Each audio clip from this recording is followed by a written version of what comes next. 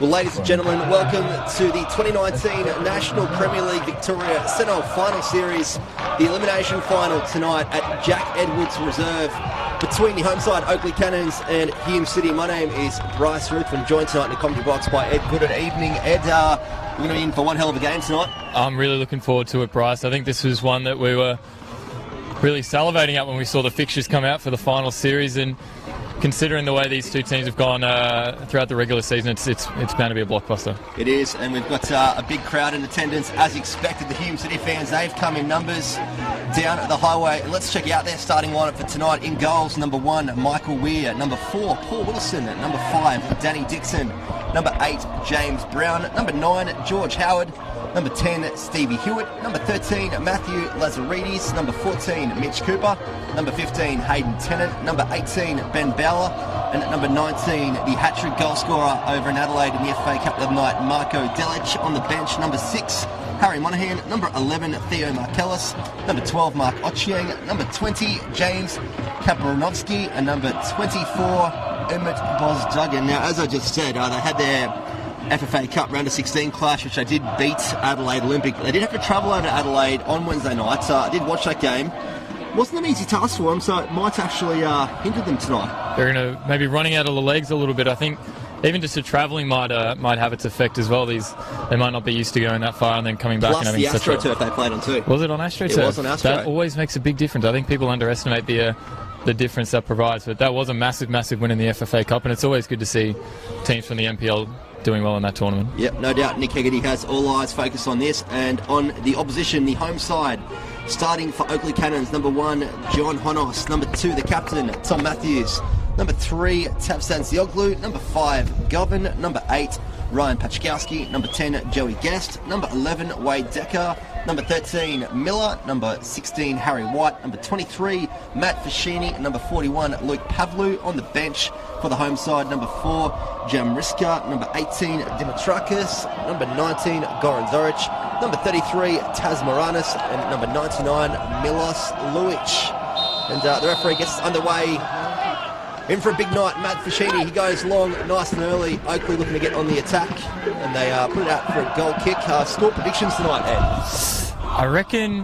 I think both two really strong sides, but I think considering the form that Oakleigh have had in the last, I think it's 16 games they've gone unbeaten so far. I think they might just beat home to the post, and I think it might be 2-1. Yeah, no doubt Oakleigh are the informed side of the NPL Victoria at the moment, but Hume City, they're not going too bad themselves. Obviously had the big win over in Adelaide on Wednesday night. Last week, though, they might not want to look at, but if you do look at their starting lineup against Kingston, when they did lose 5-1 at home, they did rest a couple of players, obviously with the eye of this weekend and Wednesday night as well.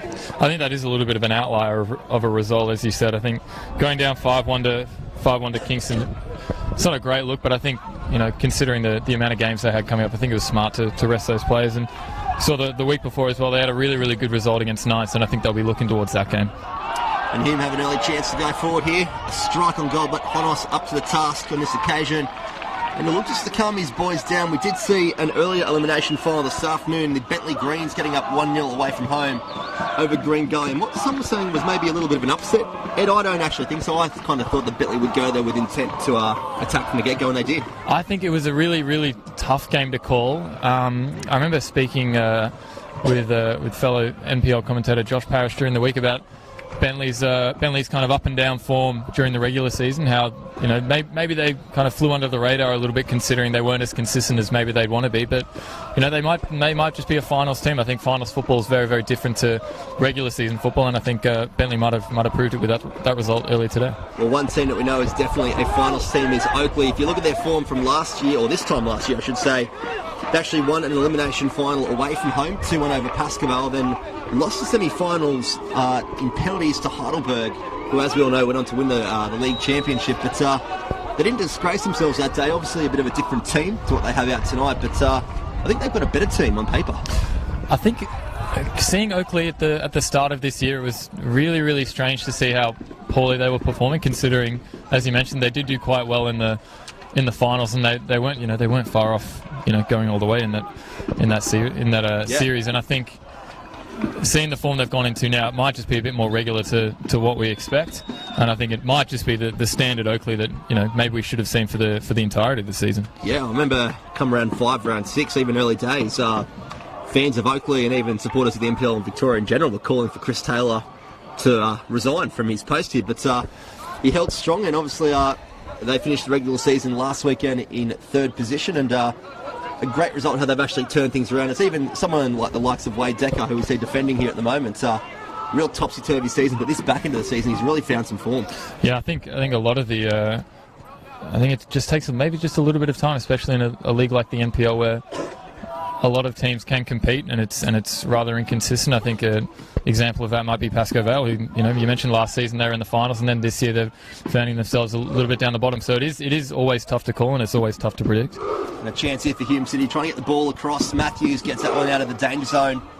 Joey Guest will try and clear it out, playing a little bit deeper to start off the match in the number 10 role. So you see the Hume City fans over there in the right-hand side of the grandstand making some great atmosphere here at Jack Edwards Reserve.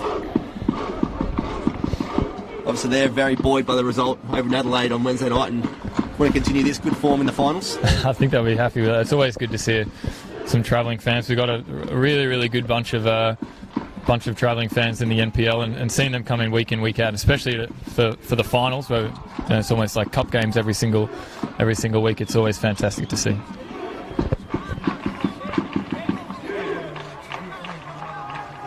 Oakleigh players just looking for a ball at the moment. It's coming down from the halfway line as we speak. Now they've got 2. Joey Guest will took the ball in. Can only find the front post, and it's cleared. Gives the chance for him to get up, and some strong defensive work here from Oakleigh. Luke Pablo will try and go forward now. Finds a great ball to Joe Guest. Been a revelation for Oakleigh Cannons this year, and will stay with players. The ball comes across. Cleared well, and Decker will play in Tom Matthews, but intercepted by Mitch Cooper, the Vanuatu international. And George Howard, he'll go forward. Now got the attention of 2 Oakleigh defenders and does well to beat Matthews. Tries to get past Pavlu, but Pavlu wins out on this occasion, and Wade Decker has a chance to go forward. Finding White, does very well with a nice little nutmeg. The fans beneath us here in the commentary box love that one too, and Matt Fascini plays a great ball out wide to Wade Decker. So hold it up, and Harry White will have a strike, and it'll go out for a goal kick. Pretty close, that one. Really, really nice bit of skill there from Harry White. He's a big man, but he's got a fantastic touch. And you mentioned the fans that are sitting down, but next to us, I think that might have been a fine for one of the Hume players. Just a cheeky little nutmeg. Possibly, if they're still going. Well, they'll be going next week at training. They're still going. FA Cup still going. But, they're still going. That might be something for the dressing room. Maybe after the game if they do win. Bit of off-field banter. Yeah. Something's got to pay the club fees, I reckon. Absolutely. Now, Hume will want to keep an eye tonight on Harry White and also Joey Guest, both on 11 goals in 24 games. So, not a bad track record for 2 attacking players in this Oakleigh lineup. It's definitely not bad. I think we see across a couple of different teams. Maybe Avondale's another example of this, where they only have 1 or 2 players scoring goals. Mitch Cooper's got some space on his side, and Marco Delic comes across. Mitch Cooper will have a strike here, go for that top right, and it has some shape in it, but Honos up to the occasion on this task. We had a really good angle for that one. It looked like it might have just been curling in, but maybe not as much pace as we thought it might have, and goalkeeper, pretty easy save at the end of it. But danger again now for Hume, is maybe making a couple of fast breaks with Mitch Cooper down this left-hand side. Definitely early signs of attack, and the intent of what their game plan is for tonight, as we see the ball come through. Fascini and Decker trying to work it well, but Michael Weir comes out, collects this one on the edge of his 18-yard box. If you are watching through our Facebook Live platform, first of all, welcome. Don't forget to, you can let us know where you are watching from, who you're supporting, maybe some score predictions as well. We'll get to those comments across the evening. If you're on YouTube as well, don't forget you can have your phone open, your laptop, your iPad, whatever device you've got in this day and age. There's plenty to choose from, Ed. Anything you need. We're ready to roll. We always love receiving comments, and we'll always respond back as much as we can. So if you're keen for a shout out, make sure you leave a comment below. If any criticism, feedback as well, we're always open to it. The Savlaki test has already been completed as well here. It's 10 out of 10 from me. That's superb. Unreal. Even Savlaki the bottled here. water is good. It's superb. Chilled. It's a chilly night, but chilly water. It's always actually not good. too bad. Great conditions to play in tonight. It's only about 14 degrees at the moment. I'd love playing in this. That's what I quite like about finals football, actually, is it trails on into the warmer months, actually. It does. And Hume just tempt things a bit too much there, and it will be a goal kick with Honos. See a few players out there breathing quite heavily. It's not round 26 anymore. We're definitely in the elimination final. You can tell by some of the bodies out there already. Yeah, I think if they weren't working hard at this point of the season, they'd have to pull their socks up and maybe start running a bit more. But I think, as I mentioned earlier, finals football it's a very, very different game. And I think that's what's so unique about the Australian game, is that we do have the intensity of finals and the intensity of those games right at the end of the season, when it's everything to work for. They're playing that one game where best team on the night, they'll come away the victor. Fashini with the intercept pass in there. Tom Matthews again looking just to get in nice and early, and Joe Guess has some space. He goes into his right, lays a shot off, and Harry White has a strike. It goes to the left, but he is called offside, and it wouldn't have counted. But some real intent there from Oakleigh to get in behind Hume nice and early. It's a little bit of danger. Joey Guess, he had a lot of space on the edge of the 18-yard box, and he did well not to pull the trigger and to find Harry White. He might have just been in an offside position. We can't quite tell from our angle maybe how far off he was, but it's danger, and it shows the potential that Oakleigh have when they can find the Guest and Harry White, those players who can combine well and maybe use their chemistry to find chances. Yeah, just watching Nick Hegarty there after that passage of play and having a word to Hayden Tennant and also Paul Wilson, just saying, boys, on your toes. They're almost in, and if it wasn't for the offside call, well, could have been danger time. Michael Weir goes long. Does have a decent kick in him, the youngster. Mitch Cooper will try and bring this down. Intercepted by Pachkowski, who's switched wings. Honos just looks to settle things down. Joey gets to have some space. Finds Harry White. Plays it short to Pavlu. Joey gets again. A few jeers in the crowd. Good ball in. It's Michael Weir up to the task. I think they've really got to be proactive here, Hume, if they're looking to close down players like Pavlu, who saw in the midfield. He's just maybe controlling the play, and he's playing that really decisive ball through. And the Oakleigh players, you can see how much they move, and you can see how proactive they are in making runs and making spaces. If Hume can get the right passages of play happening here, they've actually got a bit of space to work with in the middle of the park. Luke Pavlu, obviously Chris Taylor's just given him an anchor role tonight, but he's in there solo. So Fashini and Joey Guess really pushing on there in numbers. So if Hume can maybe get the quick turnover, they've got some space to exploit there in the middle. I mean, it only really takes one pass, I think, to beat that one player in the midfield, that anchor. I think it's a 4-3-3, but as you mentioned, it's one anchor and then two maybe attacking midfielders, and maybe it's a testament to the quality of Oakleigh's players and maybe the trust that coaching staff have in Luke Pavlu. Well, Mitch Cooper will try and exploit this space. Plays in George Howard. Puts the ball in behind. Intercepted well at the back there, and Oakleigh deal with it quite well. It will be a throw into Hume City. George Howard's going to be a player to look out for. I think we saw him at an Altona game a few weeks ago earlier in the season, and he really struggled when the service wasn't kind of provided to him at feet, and he had to use his head. And I think it's a really big opportunity for him tonight to show that he's maybe more than just a target man, and he's got some skills as well. He's got A-League experience, so you would imagine that a game like this with the pressure wouldn't faze him too much. You see Luke Pavlu try and clear it. Can only find Hume City's attacking centre midfielder. Ben Bowler playing in that position tonight, and a pass just sprayed from Danny Dixon. It will be a goal kick to Oakleigh.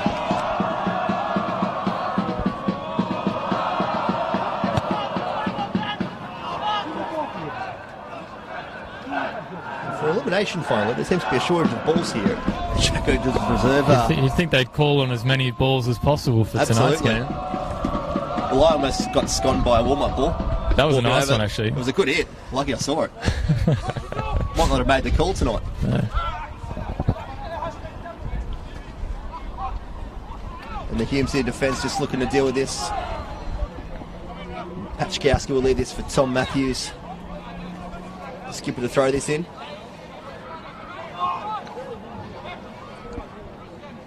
Finds Joey Guess. He'll try and have a strike on the first time. And it is a strike and a bit of venom on it. Does go over the crossbar, but it's another danger sign for Hume. That's dangerous, I think, for Hume. And saw Ben Bowler. He maybe just stepped off Joey Guess slightly, and that's really all the space he needs to create an opportunity and get onto the left-hand side. And it was the centre of the goal. It was a little bit higher than maybe he wanted it to be, but once again, it's the danger he provides, and Hume really need to be on their toes.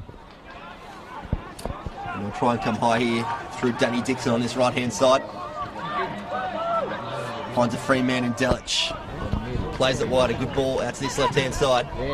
But a heavy touch from the Hume City left back, and it does go out for a goal kick. I just want to keep an eye on that because they've had a couple of chances here, Hume City, where they have gotten some great positions, but that final pass has really let them down. I think they can find some positive signs from the early play, the fact that they have found themselves in those positions. I think someone to look out for is Marko Delic, who we saw started that play with a really nice ball onto his right-hand side. He's playing the number 9 position tonight, but you saw how far he stepped in to occupy that midfield space, and there might be a tactic there by Hume to maybe rotate the number 9 and to have Delic step in, because he is such a creative player and he's so strong and he can work so well in those midfield spaces.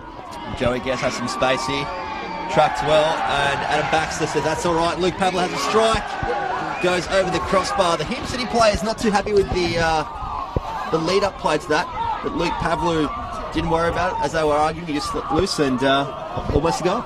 Yeah, you've got to have a pop. I think Pavlo does have a bit of danger from outside the area, but that's a fantastic tackle on Joey Guess. And so the rejoicing cheers of the Hume City fans is nothing better than a good sliding tackle from behind as well. As long as you get the ball. There's one thing we know about these Mitre match balls too. They definitely move in the air. They do shuffle a bit, don't they? Reminds you of the South African World Cup, the old Jabulani ball sometimes. Ah, yes. Let's not bring back the vuvuzelas. Let's not give anybody any definitely ideas. Definitely not. Fashini comes out to this right-hand side. Ball comes in from Pachkowski. Just a bit too shallow this time round. Luke Pavlu finds the ball on the edge of the centre circle. Goes wide to Wade Dakar. Some good hold-up play there from the former Melbourne City man. Joey Guess will try and find his centre channel again. The runner challenge this time goes to ground. Adam Baxter waves it away. And the chance to go forward here on a counter from Hume City. They've got some good numbers forward if they can get the ball centrally. Brown on the edge, cuts it back in, but can only find Luke Pavlu aside from Ed and feel your pain there. The ball wasn't on. Yeah, I think maybe it was actually Delic. I think maybe was forcing that one slightly, but once again we mentioned Hume getting into good spaces and creating good opportunity. I think it might just be a matter of time for them if they can continue to this. I think Oakleigh then need to be on their toes. They do look like they're on the front foot, but it's that counter attack from Hume which is going to be dangerous for the Cannons. Well, unlike the game earlier this afternoon where both Green Gully and Bentley really sat back for the opening stages, both sides here tonight, they're just going all out attack and trying to get the early breakthrough. I think it might just be the excitement and the adrenaline of playing in the finals and stepping up onto a big stage maybe. Joey Guest will try and get onto his left peg. A great ball across, looking for Harry White. And Michael Weir's done very well there to elude a challenge on White. Super quick off the line, and Joey Guest, he found the left winger there. So much space. I was curious as to where the Hume City right back was there in that situation, but credit to Michael Weir, he did super well to get off his line as fast as he did. Harry White just looks to force the pass. Tom Matthews, the right back, not too happy. He had acres of space to keep it simple, and the ball spread out wide to James Brown for Hume City now. Goes one-on-one with his defender. This time plays it centrally. Got some room in the middle. And the ball's just cleared wide and sent long. And it works out well because Wade Dekar's got some movement here in the middle. Finds Pachkowski and then looks for the second ball. He will find it here in his right-hand corner. You have to go one-on-one with Hannon. Pachkowski finds a space of Luke Pavlo. Does well to work on his heavy touch. And Pachkowski will bring this one down. Lazaridis to beat. Fashini looking for the channel. Mitch Cooper doing some defensive duties. And a good turn from George Howard just to find some space, and he'll send Danny Dixon down the right-hand side for Hume City. Chance the counter-attack. Got Delich in front to his right. He's got James Brown in the middle. Opposite is Delich. Comes back again. Hume doing quite well to keep this ball here. And a good turn from Marko Delich, trying to beat his defender, but lucky for Delich, it comes back to Steve Hewitt. A very heavy challenge from Joey Guest. And it will be a free kick to Hume City in a dangerous position, Ed. That was a clattering, I think, of Joey Guest's legs. It was a big-time tackle, and I think this is super, super dangerous. Hume, we know that really, really good from set pieces. They can always get a good ball in, and I think they answered with the football they were playing there. And I think maybe it's the game just slowing down a little bit and allowing both teams to play. But we know how dangerous set pieces can be in the NPL, and see the big boys coming up for Hume now as they're surely going to look to get a good ball in and really pepper the Oakleigh goal. It will be Stevie Hewitt on the free kick for Hume City. The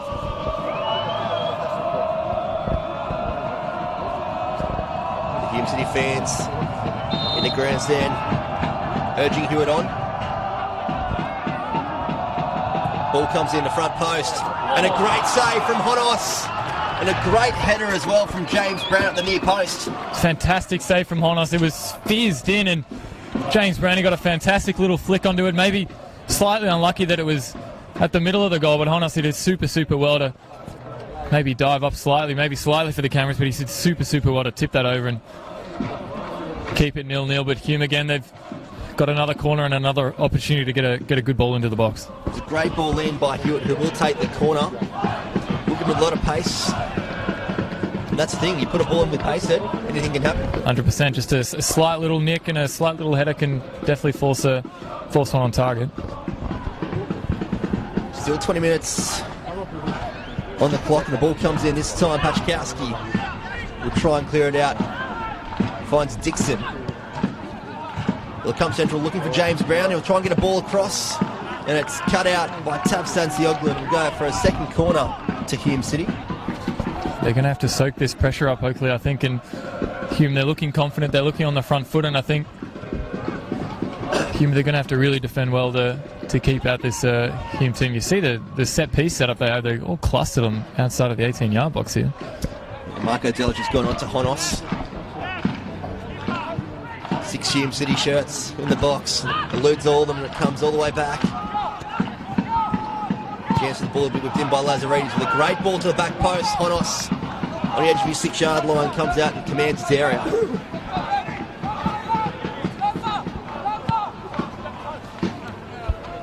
Sends this one long, looking for Wade Decker, but the shorter man can't pick this up. Don't forget to, a couple of weeks away from the CNL Final Series Grand Final Day, Amy Park on the 15th of September. It's a Sunday. We've got 3 great games. We've got the Women's NPL Final, also the Promotion Relegation Playoff, which we'll see Dandy Thunder from the top flight looking to play an unnamed opponent yet. The NPL 2 East and West is very tight at the moment, Ed. And obviously we'll have the CNL Grand Final later on in the afternoon. You can get your tickets through ticketek.com.au for that one. A very cheap day out. Plenty of great action expected at Amy Park. It's probably one of my favourite games of the season, I think, promotion relegation playoff. I think the players, they give a little bit more than they usually would, even in a finals game like this, because it's, they're playing for survival. They're also playing for the opportunity to step into the NPL. And it can turn your season around. Look at Green Gully this year. They lost this afternoon, but they were in that same spot Dandy Thunder were in, won it in extra time as well. So it really boosted their season going into 2019. Looks like a foul throw there. I've called for this numerous weeks. I think we need to bring back a good throw. See foul throws. Right. Yeah, we see it a little bit too often, I think, and referees don't call it enough. Bella working in with James Brown. Just takes the heavy touch. Surfacing really good nick actually for this time of year. It's looking very, very tidy. It's like a bowling green here at Jack Evans. I think credit to the drainage, considering the amount of rain we've had over the last few days. We had an absolutely glorious day in Melbourne today. Tops of 19 here in Melbourne. Sun was shining all day, so no complaints on the forecast tonight. A slight breeze here. Nothing that can really affect the play. Still beanie weather, I think. It is beanie weather. I've got my beanie on. Michael Weir collects that. Mine's just with precaution. It's just for style. I'm going to say with precaution. Not the most stylish beanie, but... anything with a pom-pom on, I think you can rock, guys. Absolutely. Yeah, I think you can pull it off. I think all of us commentators have set new trends this year 100%. in the NPL Victoria. If anyone's looking for style tips, it's definitely through radio. That's where you're going to find. Ball comes long. And Tom Matthews deals with this one very easily. You can hear the chest thump. It's a big chest, as I he reckon. put that back into the hands of Honos. He sends it route one this time. Looking for Harry White.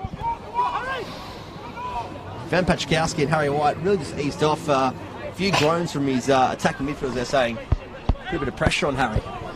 I mean, I think we see a lot of teams playing that pressing game, but I'm not 100% sure if Oakleigh are that kind of team where they press super high and they maybe aim to exploit the defensive passing and playing it out from the back. We do see a little bit here, but not all the players committing, and I think it's just applying a little bit of pressure. But here we know the qualities they do have in the defence, and we see balls like that where they can open up space and open up plays. And two passes and Hume City out, and they've got some space to work this right-hand side.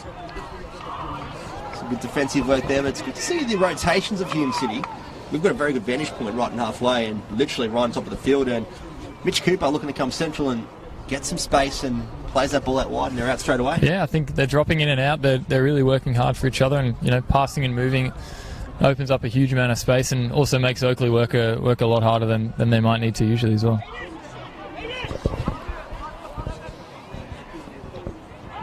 Ball comes in all the way back to Danny Dixon. Come across the Bella. Finds Delic. Back to Bella, who will have a strike. Takes deflection, and Honos required to make a save. That was in the top left-hand corner, and Honos pulls something out of nothing, and it goes out for a corner. That's an incredible save by Honos. It was dipping and dipping and dipping. You could see the spin on the ball after it took what I think was a deflection, Bryce, as you Massive said. Deflection. But, gee whiz, that's a huge save. That was curling straight into the top pin, and Honos, once again, he's done well to keep it at 0-0. Massive chance for Hume. See the corner again. Are they able to keep the pressure up here? You might be able to see the corner flag there. There is a breeze favouring Oakleigh Cannons at the moment, so this corner will be whipped, presumably to the back post. It does go there. And a Hume City play goes down. Adam Baxter waves it away. It does stay in. A good bit of trickery there from Hume City, and Delic gets the ball across looking for Bowler.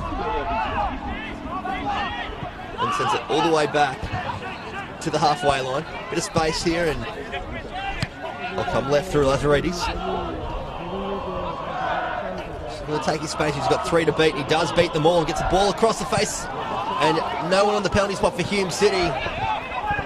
And it ends up all the way back with Hannon. I think it was just George Howard. He made the run maybe to meet the ball in the middle. Nobody else from Hume committing to that, but dangerous now is Hume. They're using their left and right wingers, opening up a lot of space and creating a lot of chances. Hume City in these last 5 minutes have just found a lot of space going forward, and the ball comes in. A good ball across, and Tom Matthews forced to deal with it. So sees it out. It will be a goal kick to Honos. Plenty of support coming through at the moment on the Facebook live stream for Hume City. They've got plenty of support here in the grandstand, as you can probably hear through our microphones. And good to see a lot of support. Chris saying hi to the NPL in general. On behalf of the NPL, we'll say g'day back. Hello, Chris. Hope you're enjoying the broadcast tonight, either through Facebook or YouTube.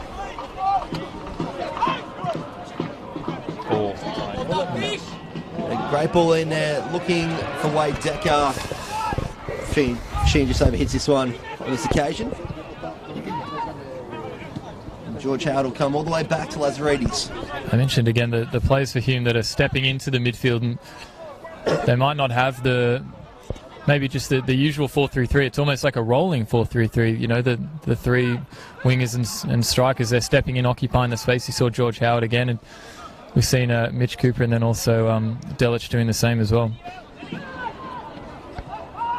Yeah, indicated he has done a good job with this Hume City side. From what I've seen on reports, they're an awkward side to play, and you can see why, because these rotations are just unpredictable even for us to try and call. It's just the movement off the ball, I think, is really, really fascinating. And I think with the type of football we're going to see in the finals as well, where the quality of the teams are so high and they're going to be playing possession-based football, it's really going to help them, and it's really going to favour them, especially if they're working so hard off the ball and using the press as well. Pavlo will get the ball, he'll send it in front of the Hume City fans, looking for Harry White, and Michael Weir uses all of his height there to pinch that one out of the top corner and release early to Lazaridis. Goes long looking for Delic. And Tom Matthews will send this one up the line. Good touch from Fashini. And a great touch from Harry White. And Pachkowski goes down. Adam Baxter will award this a free kick. And Wilson for Hume City, not too happy with that, but probably a right decision there. Yeah, I think that was a little professional one, and I think the tirade might just be theatrical. Definitely a good call by the referee, almost shepherded him out of the way, and I think we're going to see Oakleigh's first opportunity now for a set piece with the likes of the attacking players they've got with Harry White. I think it's going to be a big challenge for him. Will be on this one. Adam Bafka just having to deal with some handbags on the edge of the 18-yard box. Ball comes in, and referee's going to give it back to Pachkowski. The whistle hadn't gone. Wilson said he was still dealing with a few little afters. Pushing and shoving on the edge of the 18. I think that's credit to the accuracy of the Hume City fake whistles. Probably lucky for Pachkowski too. It wasn't the greatest of balls. It wasn't his. He'll have another opportunity. Let's hope he doesn't get deceived by the fake news Hume City fan whistles. We'll see what his Nike Venoms can do this time round. Whips the ball in this time to the back post. Some room to move, and Harry White looks to get a strike off, can't quite meet the ball, and Hume City do well to clear that one out. And they don't have a danger yet because the ball comes back in, and Harry White on the head there and just goes to the right-hand side of the uprights, and a bit of pressure there for Hume City to deal with. Yeah, I mean, it was a really interesting chance. I couldn't quite see where the ball had bobbled around, but just didn't quite seem to fall for Oakleigh, and I think that might be credit to the way Hume closed it down and got bodies in the way. But I think it was Ben Hannett that blocked the original touch there from Harry White, and it was a crucial one because he's away. Massive block, and I think Harry White, he's had a few opportunities. I wouldn't call them clear cut, so I can't quite say he hasn't taken his chances, but he's getting in the right positions, and he's I think that if the delivery's a little bit better, he might have a better chance as well. And Michael Weir takes a heavy touch, having to deal with it quite well. Bowler goes back, and Hannett will send this one to the defender, James Brown, with a great ball. There's that space we were talking about moments ago, and James Brown will try and find another inch. Does go down, continues to follow the ball, and it ends up in the hands of Honos. Like you said, Bryce, that's the space we see in the midfield. It just takes one pass and Hume through and open, then find themselves in acres of space. Joey gets to lay this one off. He'll regather again and put a ball across the face with Michael Weir. Comfortably takes that on the edge of his 6-yard box. It's such an interesting game. How open is it tonight, Bryce? I think almost every play we just see one pass and a player's in and there's a chance being created. It's really, really interesting to see how attacking these two teams are, and even in finals when there's this much on the line, they're not afraid to go for it. Well, if you've got people from interstate watching this elimination final tonight, you've probably got the two most informed teams in the NPL Victoria at the back stages of the season, so really a good advocate for the NPL Victoria this year. And I think Oakleigh, what was it, 16 games unbeaten after they started the game with 1 in 9, I think they won? Yeah, wasn't the greatest of records, but they've definitely turned that around. Change of plays, and look what it brings. And they flipped the title race on its head as well. I think it was against Avondale. Yeah, they beat Avondale. Yeah, massive. And I think they beat Heidelberg at some point as well. Maybe Heidelberg dropped a point here or two, but definitely won't favour anyone. They were just taking as many teams with them as possible. The ball in there looking for James Brown. Honos comes down, just puts him off a touch there, but a great ball by Stevie Hewitt in the middle of the park. He's had a lot to do tonight, Honos, but he stepped up really, really well. He's been commanding in the 18-yard box and really stepping up for his team when they needed him most. Pachkowski does very well there to win his side of corner. Turned his body away from goal and had enough space to really attract the Hume City defence. It's another set-piece chance, and Oakleigh, they're going to want to get a good ball, and we saw Hume with the amount of balls they tried to get in, but maybe just coming up a little bit short. It's important to make sure you good flight and good accuracy. Pachkowski puts this one into the back post, finds the head of the Oakleigh Cannon centre-back, and it goes out to left-hand side for a goal kick to Michael Weir. It's pretty much every chance tonight so far Oakleigh have had. It's been through the headed opportunities, and they're just not quite finding the target. I think that was almost an open header, and I think you've got to hit the target from that kind of position. Well, Govan won't get that many chances tonight, so he's let one go there. And Nick Haggerty just takes a seat just to try and relax a little bit, because it's really been end to end the opening half hour. And Steve Hewitt will try and send this one wide, but it does go out.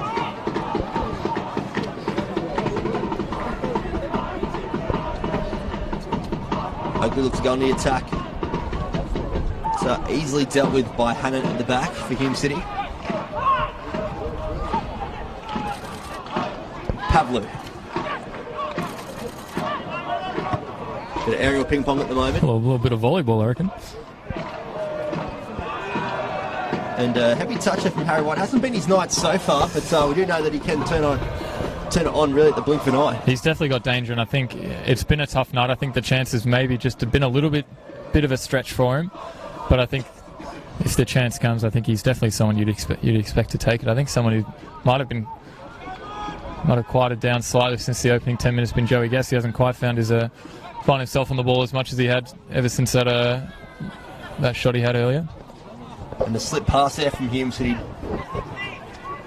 works in their favour. Comes back to Brown.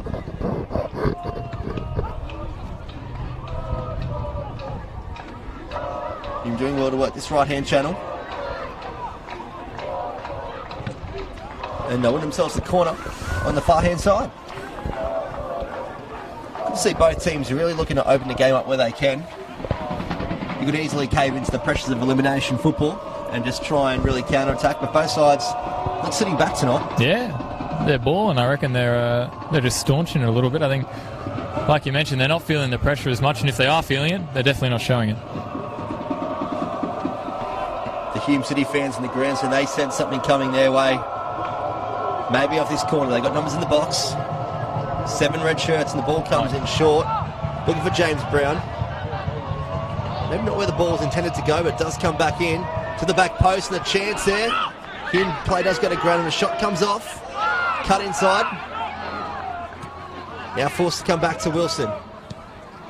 And the pass is intercepted here, and Oakleigh will have the chance to counter-attack. They've got plenty of numbers forward. Harry White just goes back, and he realises he's got absolutely no one there apart from Honos, who's forced to play the ball wide. And if Harry White could get that ball forward, they had numbers going forward. I think it might have been the right decision to go back, actually, for Harry White. I think it was quite well played. They might not have been 100% on. I mean, maybe in hindsight he should have taken the chance and played the ball forward, but tough to tell.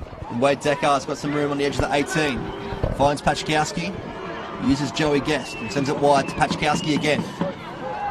And the shot's blocked from Danny Dixon, playing in his usual right back role tonight.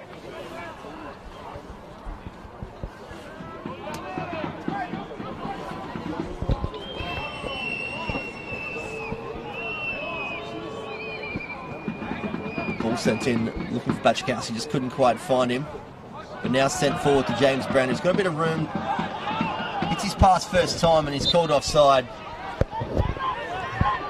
Delich just not quite finding the right line there. Maybe he wasn't expecting that first time pass from James Brown. He's had a bit of an interesting night, Delich. I think he's found it a little bit difficult to find as much space as he liked. We know he's someone who's super, super strong and super quick, and when he does find those open spaces, he can wreak havoc, but hasn't quite found them yet tonight. An interesting stat with Marco Delich. Until Wednesday night's FFA Cup game over at Adelaide Olympic, They only scored 1 goal for the year. So if you're going to add to your goal tally, why not do it all in one game? I guess it's just in bulk. You don't spread it out, you just all in one night. And Oakleigh just looking to get some control of the middle here. Just goes back to Tabsansioglu, who will go wide. And he'll overhit his pass for Ryan Pachkowski, and it will end up with the Hume City fans under the grandstand.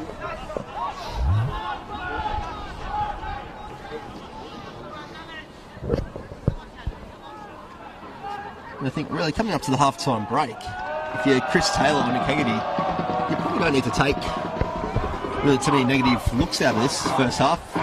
They've both shown some good signs, and maybe it's putting away that final chance. It's an interesting one. I think, as you mentioned, both teams, could be relatively happy with this. And one thing I don't think anyone will want to see in the second half is, the game slowing down and maybe not playing as open as they did in this first half, because it's been really, really interesting to watch.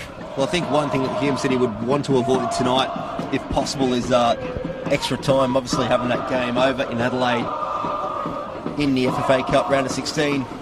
They did get a win, and I suppose their second half was one thing of, you could say, quite ease, but the first half, they had a really challenging first half to deal with over in Adelaide, and I guess for them, Adelaide Olympic really kind of turned off the last 20 minutes to kind of give them an easy run into their final whistle. I think the intensity of a cup game and then also the intensity of a finals is so much different to regular season, and it's just that little bit of extra energy it takes out of you going into the next week's game.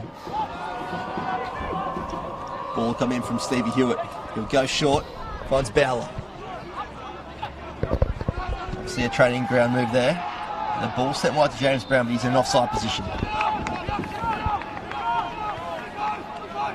Well, I guess the thing is for Nick Hegarty this time of year, how do you manage the workload of all your boys? You've obviously got a clear starting 11 in mind. They've got some good substitutes on the bench that can really add to an attacking and I suppose defensive duties if required to come on at some stage. But how do you handle it? A lot of recovery work or just lighter training loads? Just ice baths. Nothing but ice baths, I reckon. Swims in the bay as well. Chilly swim that one. Oh, very. That's I think what I you prefer need. the ice bath. As Oakleigh look to just get the counter attack here.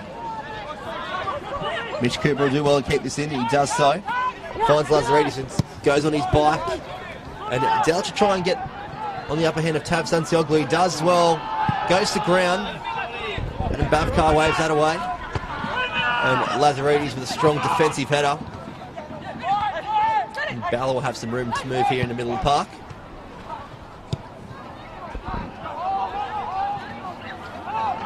And Pachkowski just in this one long. Just to give his side a bit of a relief coming into half time. Mitch Cooper is someone who I think is looking bright in maybe the first 10 minutes. Might have just fallen off, maybe not at the chances he would have liked, but saw just in that little passage to play how quick he is. And I think if Hume can maybe find that ball over the top, and you mentioned how the nice tidy football they're playing, maybe even need to revert back to a little bit more long ball, maybe utilising the pace of Delich and Cooper in the second half. Then Pavlu does well in the middle there. Strong bit of play from the Queenslander.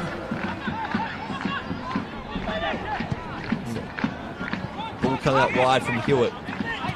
Lazaridis has a bit of room to work this left-hand side. Opts to come back to Bowler.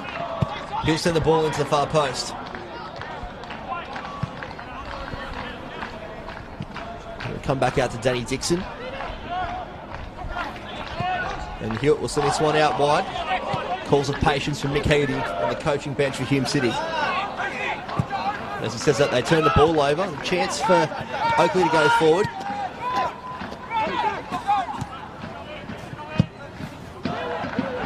And just interesting thing to note there, Ed, this time around going forward, it didn't really send so many numbers forward.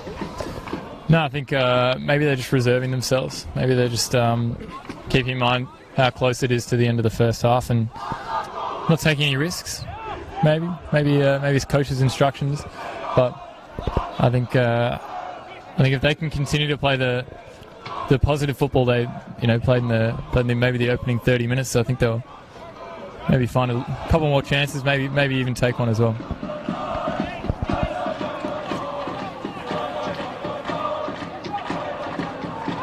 Hume City fans in the background trying to get their boys through to the half-time break. No doubt out of the two sides, Hume City will be the ones that will fade the earlier.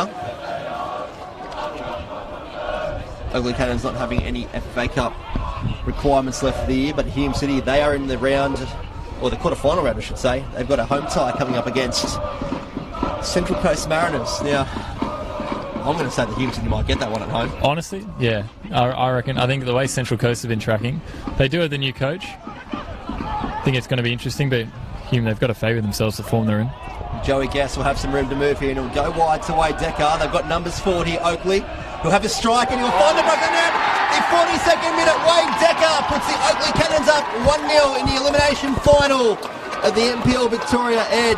Great bit of movement there from Wade Decker, and it pays off. It's a fantastic goal by Wade Decker. He did super well to take that chance and to beat the outstretched Michael Weir on his far post. He ignored the run down the right-hand side of his fullback, and he took a strike, and it was fantastic to see, and it's a fantastic finish right before the halftime whistle.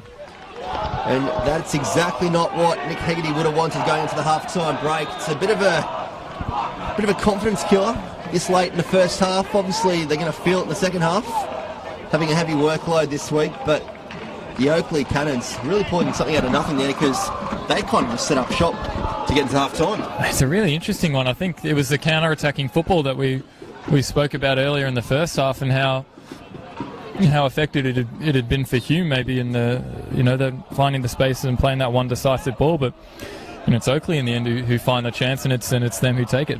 Well, it's come moments away from the half-time break. No doubt now Oakleigh will just settle on this 1-0 lead.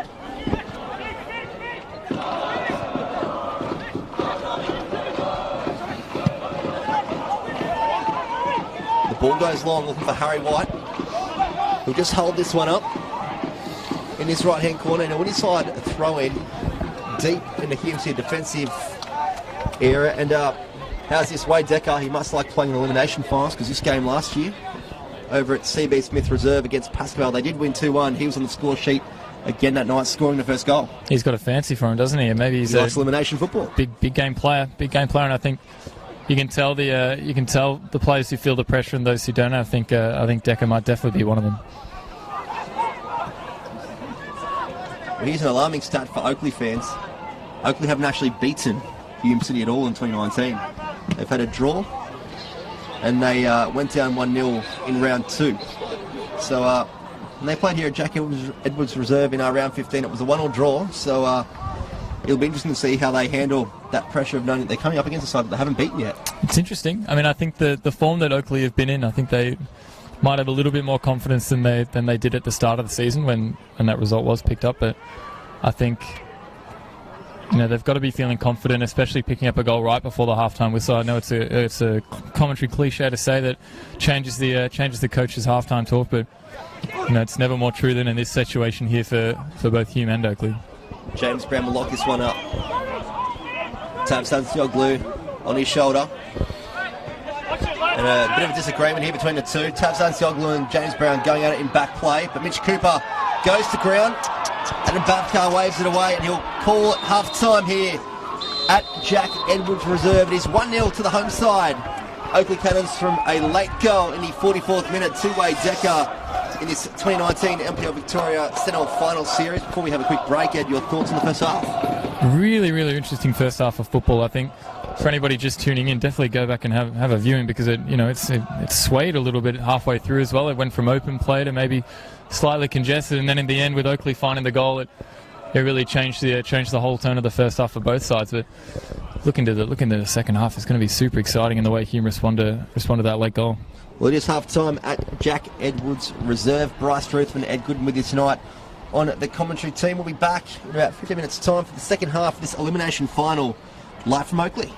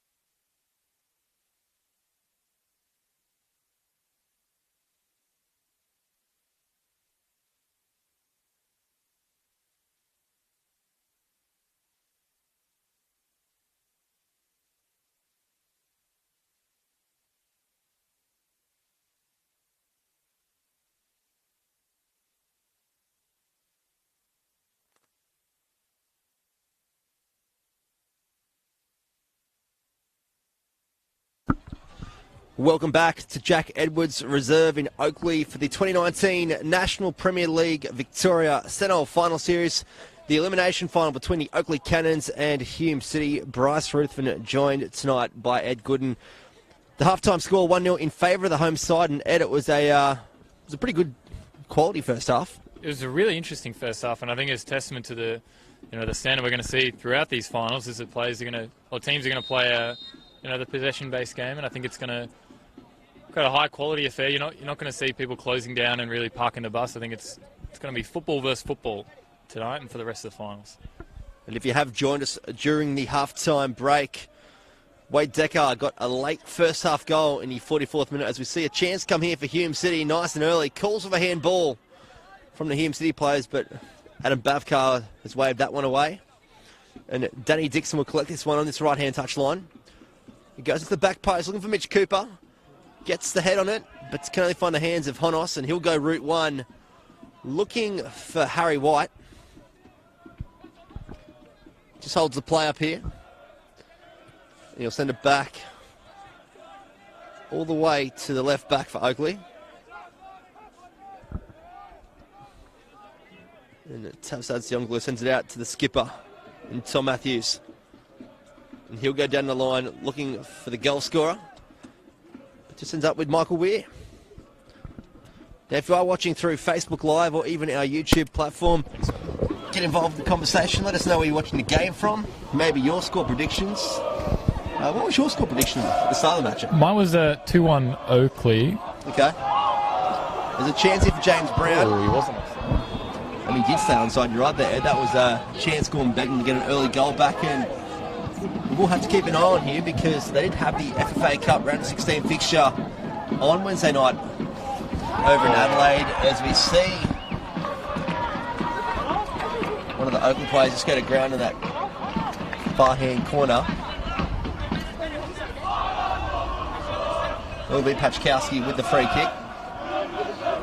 Yeah, Hume City, it'll be interesting to see how long they actually last at this up-tempo football level that they have been playing in the first half, because surely having a tough game on AstroTurf over in Adelaide is going to come back and get you at some stage in the second half. It's like playing on cement, isn't it, the AstroTurf? As we see a bit of a scuffle here with Michael Weir. You don't see that a lot. And Wade Decker to the goal line.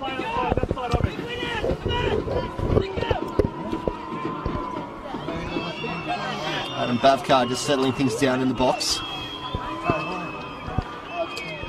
If you're Wade Decker, Michael Weir's got at least a solid head on you in terms of height. And the ball comes in from Pachkowski to the front post. Weir gets a punch on it, but it's not over. And a great strike there. The second strike follows through.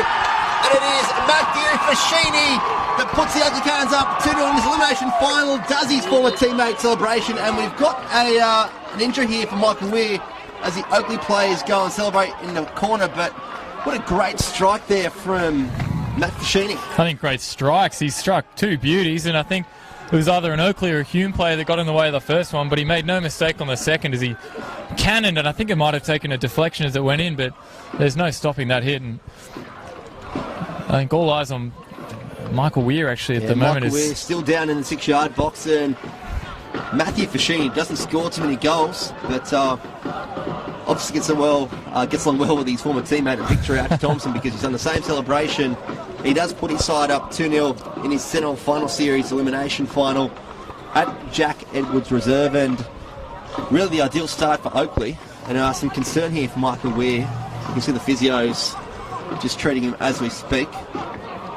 Looks to be a shoulder injury. Yeah, he looks to be grimacing. I think the physio's going through all the different tests. I'm not sure if they're trying to pop it back in. The physios... Well, they wouldn't want to lose Michael Weir this early in the second half, because he's one of the better keepers in the NPL Victoria. Nick Haggerty has got his backup keeper going through some warm-up phases to our right.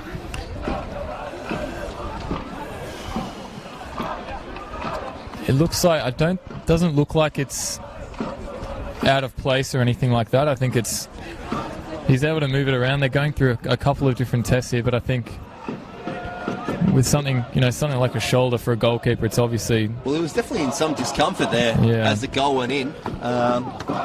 Adam Bavkar can't not allow a goal because the keeper's injured, but it's an unfortunate thing that I think the second strike anyway, it wouldn't matter if Michael Weir was fully fit and upright, because the power of that strike at the near post really just... He pumped it. Felt the force of the other net. I think if he didn't use all his energy in the first one, he definitely used all of it in the second one. And I think you mentioned the mitre balls before, how much they move. They're also extremely hard. They do not feel good if you cop one on the thigh. Have you copped one? Every now and then. I could have told you if I copped one in the warm-up. I almost got one at half-time, actually. Oh, did you? Similar situation to you. You didn't tell me about this. No, well, We've got something in common tonight. We do. We've both been whacked by balls. Well, almost. Credit to our agility, I think, that we evaded them. Yeah, I don't know. I think mine was just a pure fluke that I missed it. I tell you what, I heard it go past us. I didn't see it. I heard it whistle past me. Yeah. Don't worry about that. But some worrying signs here for Nick Haggerty, because Michael Weir looks like he's going to get some treatment here. Maybe some strapping. Determined not to go off this early on in the second half.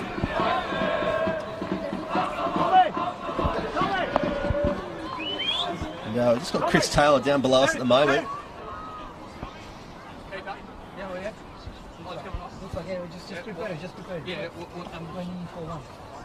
And there is a substitution being readied here for the reserve keeper. Not looking to make it just yet, but the assistant for Hume City is just getting the board ready. Obviously, not a great sign for Michael Weir. I think it might just be a precautionary thing, but top off, he's getting everything strapped up. It's definitely tough, and we might see a situation where he tries to play on and isn't able to get on. So I think the warm-up's going through for the reserve keeper. It's the most common sense thing to do at this point. Well, I was going to say, James Kapanovsky looks like he's more than ready to come on. So the physio trying to earn every cent here and getting his goalkeeper right to play on. But look, even if it does get strapped up, how confident are you that he can actually see out the whole second half? Oh, I mean, I've sustained a shoulder injury as well, and obviously it's tough to tell whether they're similar, but I do know that they're extremely painful, and they're really tough, difficult to deal with if you are in discomfort. And just having a look at the replay as well, it didn't look like he collided with anybody in the air. He just kind of might have just been ground to shoulder impact that might have caused the issue. Well, some calls from a centre back saying you're gonna have to sub him. You can't move his arm. So obviously the players know how he is. Danny Dixon singing out to Nick Haggerty saying, "Mate, he can't move his arm. What's he gonna do?" But he seems determined to really play on here. He's able to put his shirt on, stress free. Yeah, he's putting his arms in the air. So there's no arms up like a rocket from the physio. He's done it all himself. He's done really well. Well, they've got a 12th man here today. Jack, I would observe the Hume City fans in the grandstand trying to encourage their boys to at least get one back on the scoreboard, because you have to do something. You have to do it pretty quickly. I hope for my score predictions that they do manage to get one. But, you would say that. But just one. You would say that. But I think Hume, they do have a lot of character in this side, and I think if any side's going to do it, it is going to be them. And you mentioned the support that's here as well. It really does make a huge difference. I think if we were to speak to any player after the game or even at halftime, they definitely have something to say about the crowd and the difference that it does make. Well, a good sign from Michael Weir, he just got the water bottle. So that's probably the first task. Ah, yes. If you can catch a water bottle, you've got half a tick. That's the classic recreational side warm-up. Can you catch a water bottle in town? Catch the water bottle. And after a lengthy stoppage, Adam Bavkar does restart us here in the elimination final. 2-0 up in favour of the home side, Oakleigh Cannons, the informed side of NPL Victoria at the moment. 16 games straight they've gone, all with a W and 3 points next to their name.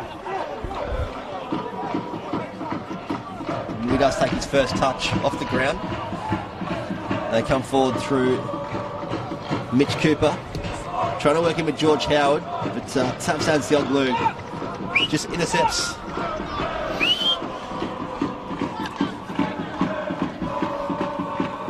And Nick Haggerty not looking too convinced that Michael Weir's all right. He's trying to get the attention of his physio, who has stayed down to the left of the goals. And James Kapanovsky is still getting ready as we see Ryan Pachkowski go to ground, and it will be a yellow card to James Brown in a dangerous position for Oakleigh Cannons. I would not be surprised. This might looks This will like be the test, it's in Ed. shooting range. I was going to say, do not be surprised if they do. Well, they're looking to race a substitution in here, so They are making the substitution. they're going to try and make a substitution below us. They're trying to get wrist strapped, and yes, they will make a substitution before the free kick. Michael, he hasn't seen it yet, but he's not very happy. As you can see, he's not too happy with the call. But yeah, well, Nick Hegarty's made the call to substitute his goalkeeper. He is favouring that right arm, Michael, where you can see You can see him running off. He's not moving. He's not quite moving it well.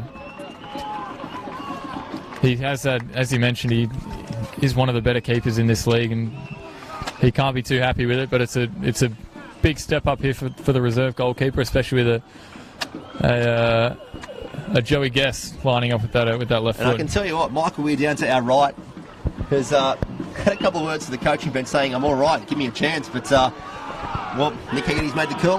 That's why he's the coach. And James Kapranovsky gets a chance here to show his worth. And Pachkowski puts a free kick in short to Joey Guest, who has a strike. Oh. And an absolute bullet just misses the crossbar.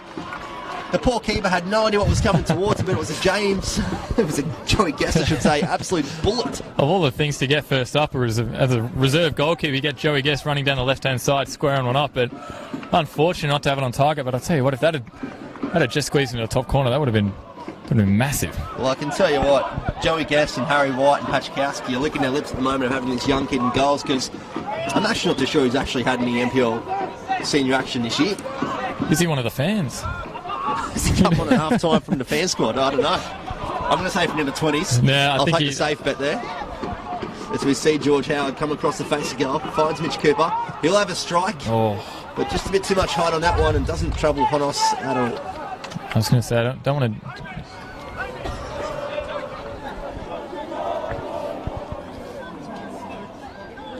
Well, they have got a 2-0 lead, Oakleigh Cannons, so you can guarantee they'll be looking at getting another goal on the scoreboard. Hume City, they're really chasing the game. I think we've just received word that the goalkeeper has stepped in. Who has played one game this season. Oh, there we go. For when Michael Weir was actually dropped. And He was they brought dropped? in. He was dropped, apparently. One of the best goalkeepers in the league gets dropped. Maybe didn't get a training. Who knows? He's rocked up a bit late. Maybe he didn't eat the right thing during the week. No. Maybe he was sick. They're very I don't know. Gastro again. We know it's Hit many teams this year. we know Gastro, it but is hit spread. the commentary team as well. It has hit at some everyone. point. It has hit everyone. Oh, everyone enjoying their dinner. A bit late to have dinner this time of night, but it is a Saturday. It is. And Hume City will look to try and play out of the back. All along finding Mitch Cooper. He slips over but still gets a touch. And Fashini goes to ground. And Adam Bavkar pulls this one up. No advantage to the Oakleigh Cannons. And I'm going to try and play it quick, but Adam Bavkar just slowing things down. Just looking to have a talk to some of the Oakleigh players as the ball gets sent to the left-hand side from Tavsan Sioglu. Joey Gass in a battle with Danny Dixon. And some great play on this left-hand side from Oakleigh. Ball gets whipped across the face, and the first test for the substitute, he does pass it. Well, I think it's going to be interesting to see how he fits into this into the Hume philosophy of playing out from the back. We saw, they maybe got themselves in trouble, but they were able to pass away in the first half. So it's going to be interesting to see if he can step up and he can fill that role. Well, what it does also affect too is, and obviously the substitution plans for Nick Hegarty, because now he's only really got two field players he can make a change with. That's actually, that's a big call. I think with the players that Hume have as well, I think maybe someone like Mitch Cooper might have been lined up for a substitute as well. He hasn't had a huge amount to do, so he might have been someone they're looking forward to. But a strike from George Howard, inches over the crossbar. Honos would say he had that one covered. That ball is definitely moving. Fizzing. We've seen some really good strikes tonight. We've seen some good long-range efforts, and George Howard, he definitely is someone who can prove a little bit of a threat from outside the 18-yard box. But once again, as I was saying, or as you were saying rather, Bryce, I think that one substitute is could potentially make a huge difference to Hume. And I've just had confirmation come through from one of our fellow commentators, Chris Gleeson, that we wasn't dropped. Kaparovsky played 2 games when we had an ankle injury from the Grand Gully game. Fair enough. So there we go. We've got the facts sorted, and gets his 3rd game for the year. The fact-checking was completed. Well, at least we're credible. That's the main thing. We're not making this up. Well, we need somebody. We've got the stat monkeys in the background. We do. We've got our working overtime. Got our backroom staff. And the ball getting set wide. Good intercept there from Oakleigh. And Pavlo will go back. They'll go forward straight away, and Joey Guest can't quite meet the touch. Danny Dixon forced to take this one over the line.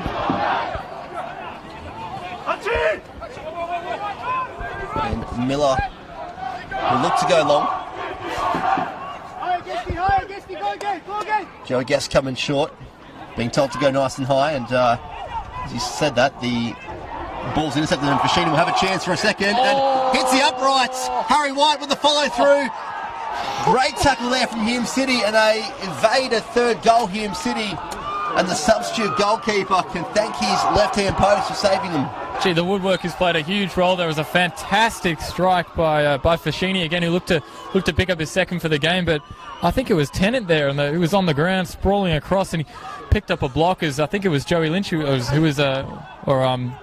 Joey Guest who was following that one in, but Harry White on the follow through, couldn't quite get it out. Harry White was a cheat. Tennant, Incredible work along the ground. That was some Pilates work, I'd say. Well, for an elimination final, it's probably been one of the better ones in recent years. Obviously, sometimes they're a cagey affair, but tonight, really, I think what we're missing is the red card. There's been the intensity, but there hasn't necessarily been the niggle. I think the referee, Mr. Bavkar, hasn't had a huge amount to do. It's just all been down to the football, down to the atmosphere, and I can tell you what, momentum has definitely swung in the favour of the side in blue. Oakleigh Cannons with all of it at the moment. They've got the corner here, and they will really want to test out Kaparanovsky.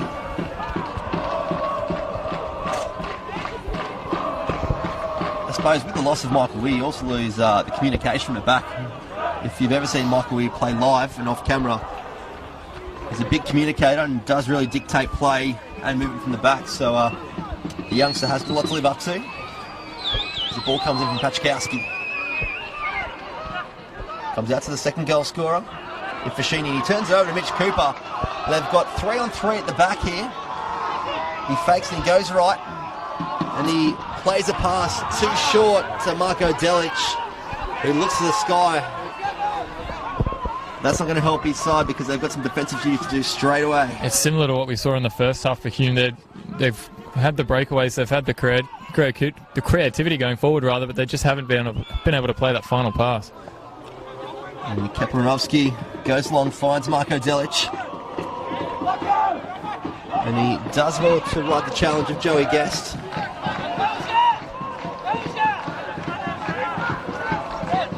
Comes wide to Steve Hewitt.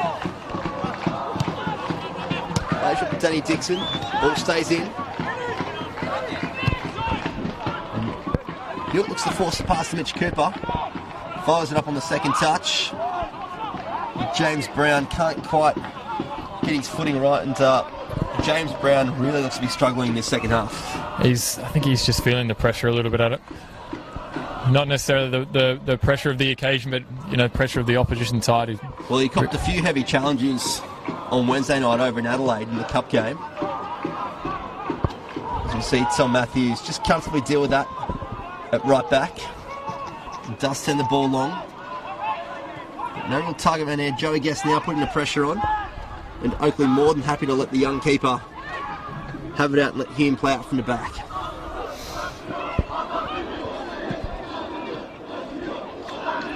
George Howard goes to ground. Adam Bavkar awards a free kick, and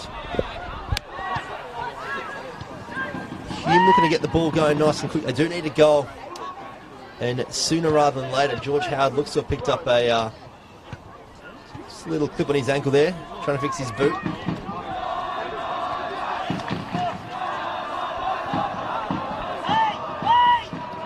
They have got Theo Markellis, Umut Buzdugan, and also Mark Otchiang and Harry Monahan on the bench as well. So they've got some replacements there that can really add something to the game, but suppose, when do you pull the trigger and say we're going all out attack? It's a tough one to call, and I think if you do go all out attack and knowing the danger that Oakleigh have on the counter attack, it just takes one goal and then the game's killed off. Well, Delic gets the ball across. Crucial intercept there from Tabstad and Oakleigh, and it will be a corner of the Hume City. And it may be a chance for them to get onto the scoreboard and bring the deficit back to just one goal.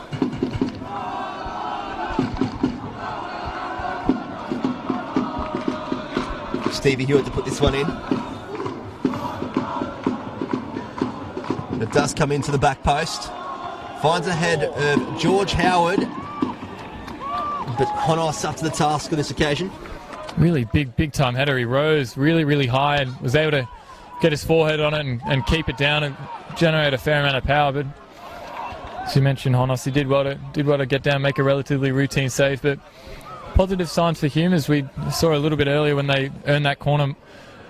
Delic got himself in a really nice position and he forced the corner. That's positions we haven't quite seen them in this game, where they haven't been able to break through that final third and play that pass. Well, that sort of challenge there from Lazaridis isn't what his coach Nick Hegarty will want to see. Really 1-on-4 at the back there, and he's given away a very soft foul. But it is a chance for Oakleigh to do some more damage to the scoreboard. Comes into the penalty spot.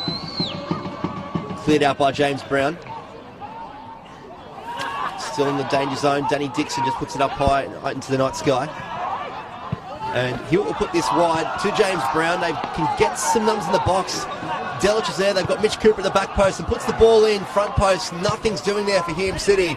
And the wrong option there from James Brown, Ed. They're breaking the chances there, and I think James Brown, it was a tough ball to play. You saw Delic working super hard to make his way into the box, but not quite getting on the end of that pass. And a free kick in the middle of the park here.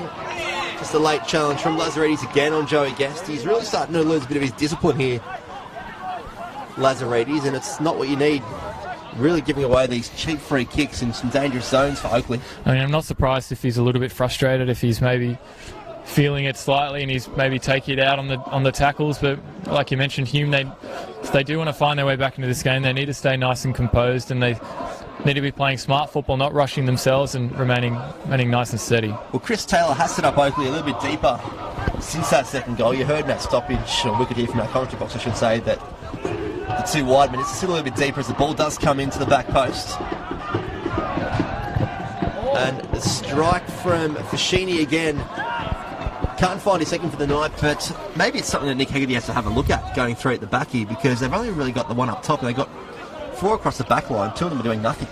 They're not doing a huge amount. I don't think they're maybe doing enough work up and down the right and the left-hand sides. Maybe they're not working hard enough, or maybe they're being told to maybe sit back and to play out instead of maybe rushing and getting as many numbers forward as possible. And the youngster's going to play this one short. He's going to go straight under pressure. And they do play it out with ease in the end, Hume City. Danny Dixon's got some room to go forward. Finds George Howard. He looks for a ball over to Mitch Cooper. Does find him. Great touch out on his chest. His second touch lets him down. It goes out for a goal kick. Bit of a tough one for Mitch Cooper there. I think he did well to bring it down initially and really only had 2 options there. It was either strike it as he brought it down or to take another touch. But as you mentioned, his second touch maybe just letting him down slightly. But again, Hume, they're pressing forward, they're improving their passing, and they're getting into tighter little pockets. It's just if they can convert it into a clear-cut chance. Well, I think at the moment, the way it looks on the scoreboard, 2-0 in favour of the home side, and the way that play is going, Oakleigh really do have control over this. Hume being forced to look for these long balls like they've just played. Delic does well to get this one under wraps. Puts the ball across, overhits to the back post. Will find Lazaridis. He'll come all the way back. Hewitt puts the ball into the back post, looking for Delic, and he gets a head net. That's clear off the line, and a second ball. The offside flag has gone up from this near assistant, and Marco Delic puts it straight to the ground. That is a chance gone begging, Ed. It's a really interesting chance. I think Delici's worked super hard to even get a hold of that one, and he was the one who played the ball over the top, and the ball came back in, and I think he was the one who was on the end of it with a really tidy header. But Oakleigh, they got the numbers back, and held off this Hume attack, but I think they're positive sides for Hume. If they can pick one up here, I think they'll have a full head of steam. Well, the call has come from Nick Haggerty after that counter-attack to get the left and right back up nice and high. So effectively going two at the back. As we see Oakleigh looking to win a corner. They can't do so. And Harry White will stay high. A chance to play out here for Hume. Brown finds Mitch Cooper. They go long looking for Lazaridis. He's up nice and high. But turns the ball over and the ball does stay in play. Joe Gass forced to go long. And Mitch Cooper will collect this on the edge of the 18-yard. A shepherd move there from Lazaridis, who's not happy with Joey Guest going to ground so easily. James Brown goes to ground. Referee saying nothing's doing.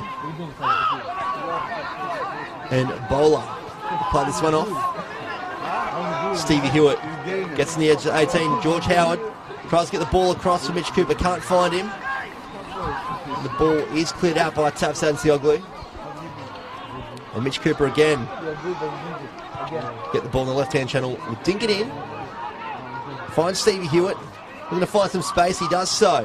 Finds James Brown. He'll unleash with a great shot. Hits the top right apex and goes out for a goal kick. That was a great shot, really from a tight angle. Gee, that was a really, really nice strike. It was a tough angle to tell from our standpoint, but it almost looked like it was going wide, but then suddenly it struck the outside of the post and maybe not closing down enough, Oakleigh. Maybe they're sitting back a little bit and giving Hume the opportunity to play those passes. And it's really the question of how Hume waited this long to really start playing this type of football.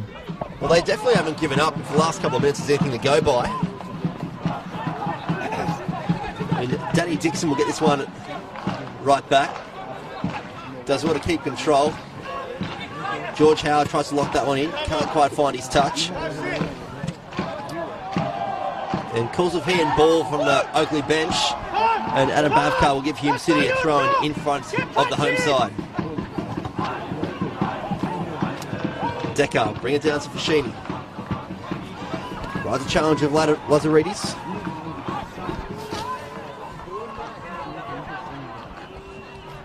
Fashini comes across the face, finds by Decker, goes to ground. Adam Bavkar waves away. Fashini, not happy at all. Shoves Lazaridis to the ground, and that should be an automatic card. The VAR assistant has seen this one. He will call over Adam Bavkar. That was an off-the-ball shove, and clear as day.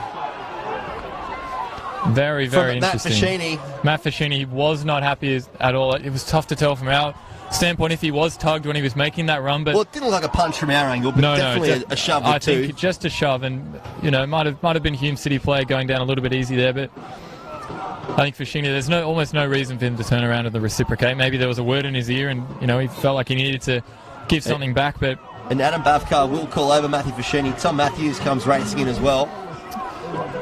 Obviously, the thought goes through your head, maybe a possible red, but it is only a yellow card. It's a good decision by the referee. It was the right call. And Tom Matthews not too happy at all, saying, what about the original challenge? I suppose it's one of those things, if it's not called, don't take it into your own hands, just play on. Yeah, play the whistle, that's the old saying. And Bavkari's been really sharp on the whistle tonight. There hasn't been a huge amount to do, but these little spot fires can circulate suddenly, especially in the NPL, especially when the stakes are this high in the final series as well. So it was the right decision, just a yellow card in that situation. And credit to the linesman as well, who initially flagged it. I'm guessing gave the head referee the word. I'll tell you what, the game's definitely heating up, and there's still enough time for Hume City to do some damage. If you asked Nick Haggerty at the start of 90 minutes, did he want extra time, he'd probably say, what is that word even meaning tonight? With a heavy workload, but I suppose now he'll definitely take it. Ball comes wide to Bowler. Heavy pass to Danny Dixon. Great 1-2. The ball comes in, and a chance there for George Howard, pushing it back. And I thought for a second here Adam Bavkar was going to award a penalty, but he's let that one go, and George Howard with a great chance ahead. That's a really, really interesting one, Georgie Howard. He looked like he was stationed right underneath that one, but I think it was Matthews, the right back, who might have maybe just bodied him slightly, maybe maybe gave him a little something maybe to throw him off, but referee seeing nothing wrong with it. And Hume, they've looked dangerous in the last 10 to 15 minutes. Well, I think it might have been one of those calls there that if it was actually given a penalty, you probably wouldn't argue that. Yeah. Because it was a very borderline tight call, but nonetheless, good sportsmanship from the Hume City player. They're not to go to ground and really milk an opportunity. No, I think credit to George Howard. We don't see that a lot from him. He always stays on his feet and he always plays as hard as he can, but such an interesting one. I think it's similar to those ones you see maybe at corners where players get tugged down and nobody calls it because it's just one of those things. But if a penalty was given, as you said, you'd say fair enough. We've still got 15 minutes plus stoppage time left here at Jack Edwards Reserve in the elimination final. We did see earlier this afternoon Green Gully bow out of the Sentinel Final Series 2019. Bentley Greens getting a 1-0 win away from home at Green Gully Reserves. And a pullback there, clear as day from Harry White. He really has had a frustrating night, and that just really sums up his evening. That's an interesting decision there by the referee not to give him a card. I think he is having a word in his ear and he's saying, "Come on, White, what are you doing, mate? Don't be doing that." From Harry White, it is because silly. Really, your side's 2-0 up. You don't need to get involved in those kind of things, especially when you're holding a lead. Yeah, I think, as you mentioned, discipline needs to stay on both sides here if they want to maintain everything, and it'll bode them well as well going further into the final series. If frustration kicks in, they're able to keep the cool heads. It must have been all the Melbourne sunshine today. The players were eager for 7:30. Now all the tension's coming out on the pitch. When the sun comes out, attitudes change. I'll tell you that much, Bryce. Smiles on the faces, and when the sun goes away again and the cold comes again, Australians seem to get a little bit angrier. You reckon? 100%. I don't mind the sun. Obviously, with I like the sun. Skincare products. But no, I'm one person who's definitely looking forward to summer is James Brown, the Queenslander. Sends the ball out to Lazaridis. No doubt James Brown looking forward to the summer months. And a chance for Delic looking forward to trying to get a goal scoring opportunity. And some words being exchanged here between Delic. Maybe Marco Delic just reminding him that he scored 3 over in Adelaide on Wednesday night in the Cup game. Who knows? Bit of a weird flex, but he'll take it. The ball does stay in there from James Brown.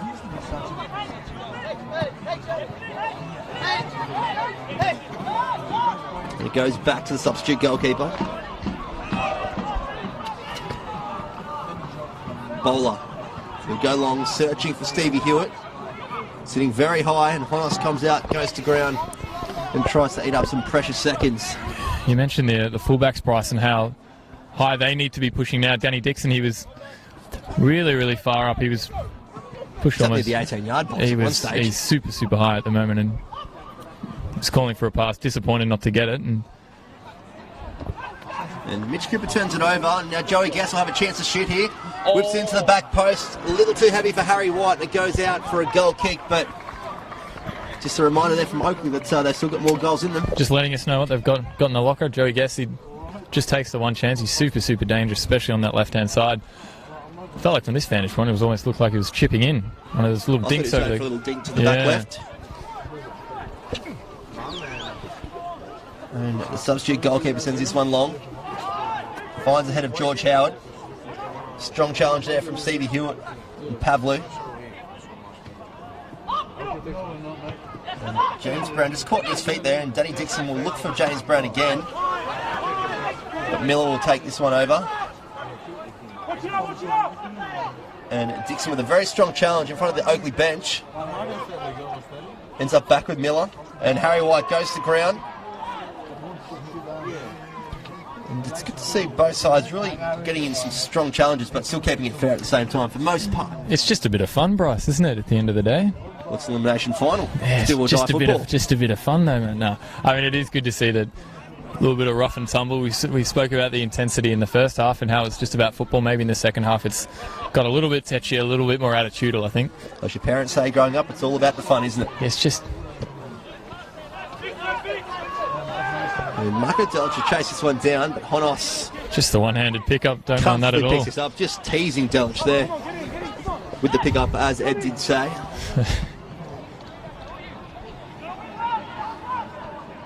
Lazaridis gets in the head of that one. And Matthews will go searching for a bit of space and finds it. He does find Ryan Pachkowski on this left-hand side. Ball comes across the face of goal. Ooh. Great save from the young goalkeeper. It's cleared out, and Mitch Cooper in a battle here. Delich flicks it on. Flicks it the opposite way to where his players did run, but Mitch Cooper does well to keep that in. And it'll come central here with some space through Stevie Hewitt. Finds Mitch Cooper. Touch does let him down, and Tom Matthews sends this one long looking for Harry White. But it does come all the way back to the goalkeeper.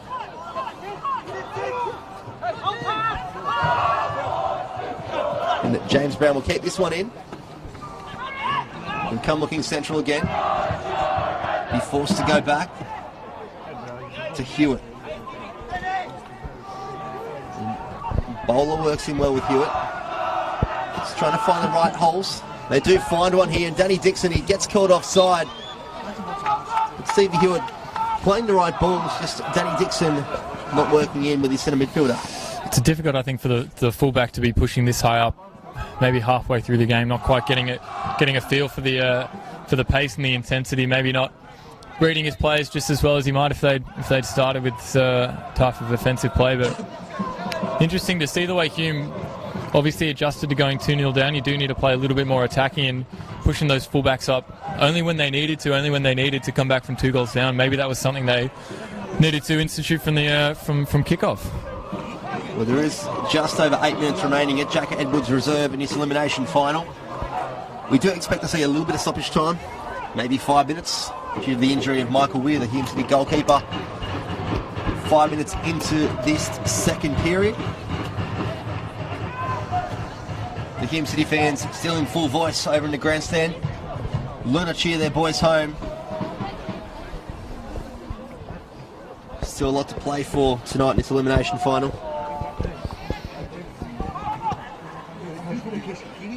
Miller trying to get this onto his left foot. And Danny Dixon just helps that out for a throw-in.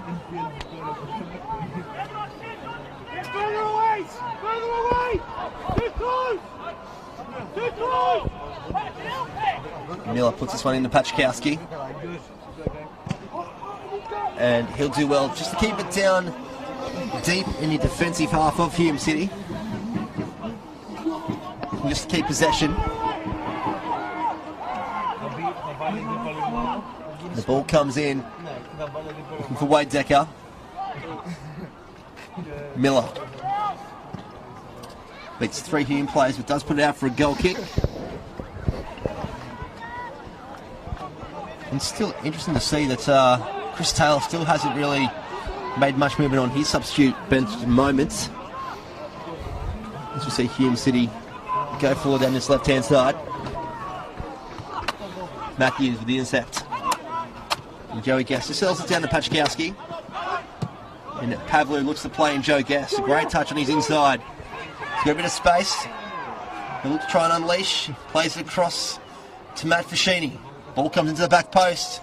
And overhit looking for Pachkowski, and it will be a goal kick. It's a little bit of a, wouldn't even call it a purple patch for Oakleigh. Maybe just Hume tiring slightly. They're not having the same intensity, and Oakleigh getting valuable minutes off the clock here. And if Hume need any chance of getting back in this game, I think they'll have to come up with something very, very soon. Well, if it does stay this way, we will see 2 fixtures next week. Heidelberg will take on Bentley at Port Melbourne's home ground next Saturday night at 6 o'clock. That's already been confirmed.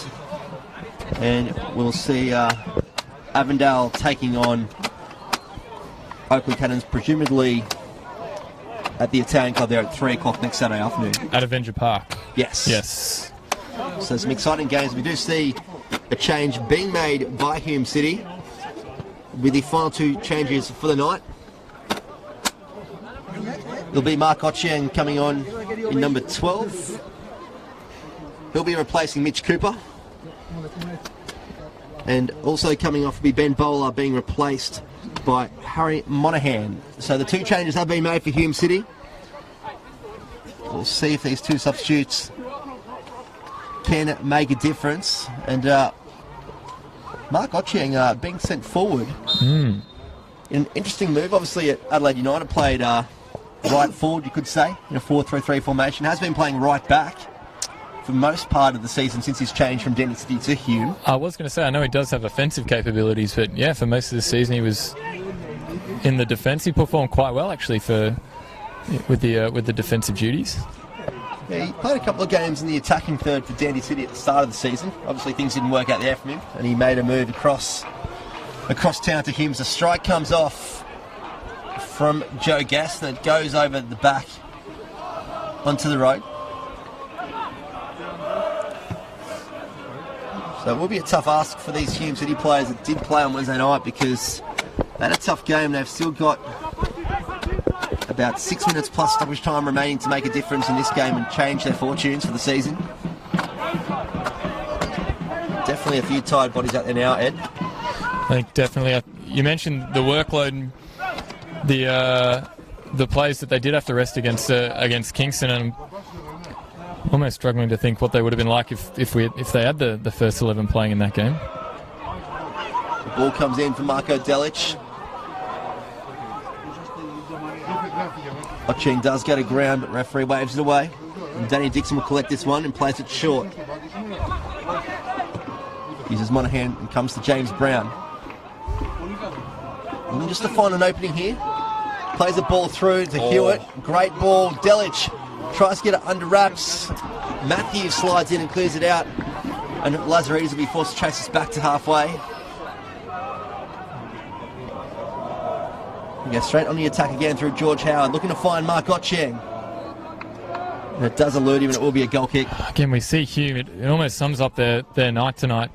Bryce, you see Delic getting a really, really tidy position, but not quite being able to play the final pass. And it's been the story for them. They've played some nice football. They've again got into the pockets of space that they've needed to, but maybe it's just the run that wasn't working hard enough, or maybe the pass wasn't accurate enough, or something like that. They just haven't quite been able to find everything they needed to. This is interesting. We have the luxury of seeing the fourth official's board here. It did have 8 minutes on it, and has now been changed to 6 minutes. so he said rubbish. We definitely saw it. So Adam Bafkar has communicated to the fourth official there will be 6 minutes of stoppage time to come. Mostly down to the fact of the Michael Weir injury.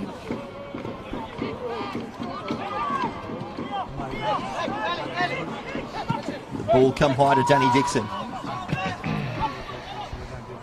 Goes looking for Stevie Hewitt. Miller will do well to keep this in, and it goes long.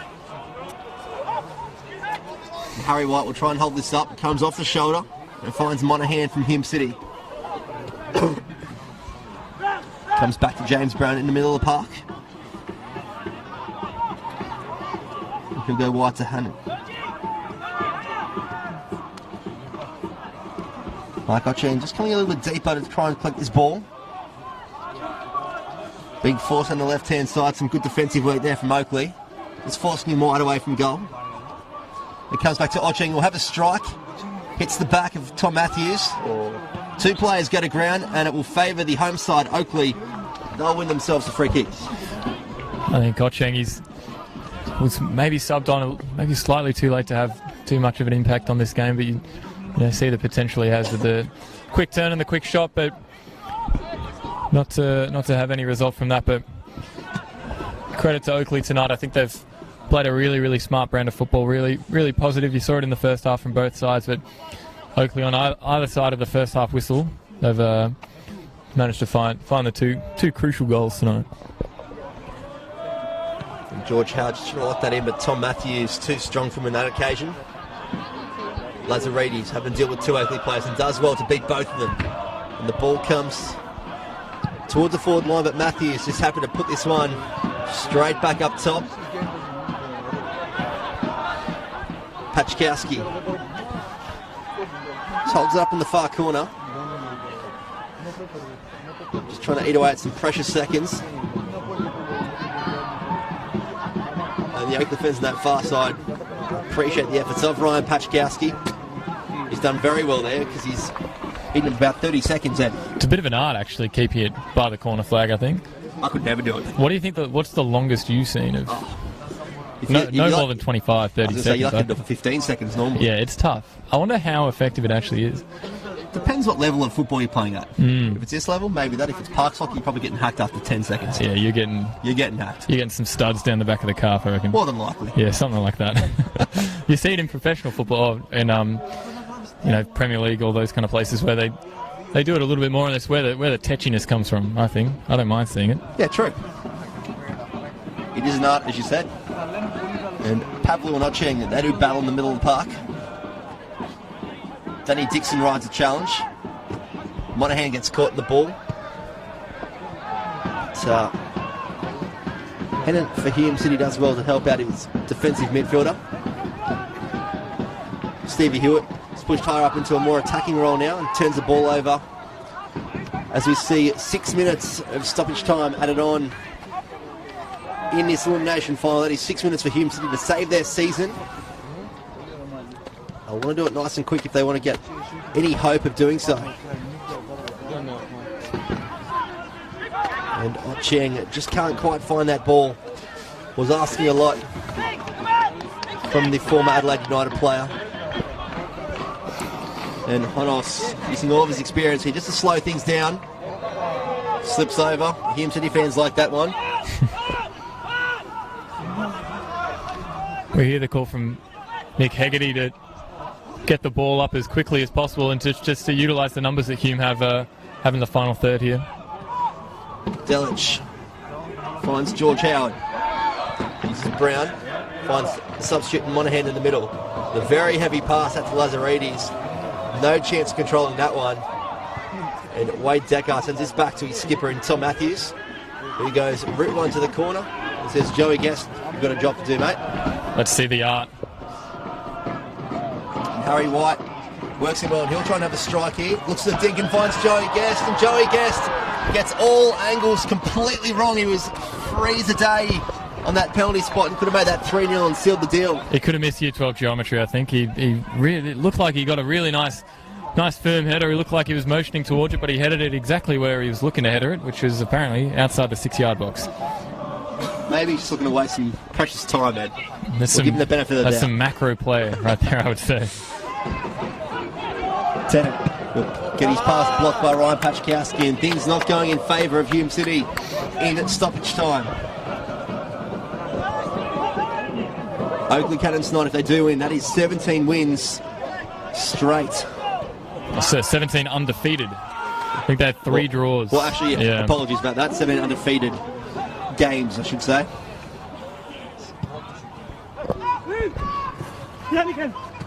James Brown working with Mark Ocheng. The body check from Miller. He eludes that and puts a little ball in for Stevie Hewitt, who just seemed to just stop his run a little bit. He slowed down. I think he could have gone on the end of that one. I think maybe it's the 92 minutes he could have played, or maybe he just wasn't predicting the pass or something like that. But as I've said before, it's just seems like it just hasn't been Hume City's night tonight. Maybe it's 1 or 2 metres left or 1 or 2 metres forward. It's just not sat for them tonight. Well, all but Lazaridis are in the box for Hume City. Ball comes in from Steve Hewitt. Finds the head of James Brown, but it goes straight into the hands of Honos. And a look of disappointment there from James Brown. He knows that was another chance. Going begging for Hume City. And Honos picks it up into the night sky. Eludes both players. And a bit of afters here between both players. Now, this will be very interesting because Tennant may have lashed out with the foot there and got the back of the head. There was something lashed out with. Joey Guest has seen it. We've seen that here as well. Yes, there was definitely. It'll be very interesting to see if the fourth official gets involved. There was a little something. Both players seem to grip each other first. We do see the fourth official being brought into it. Adam coming below us to the fourth official.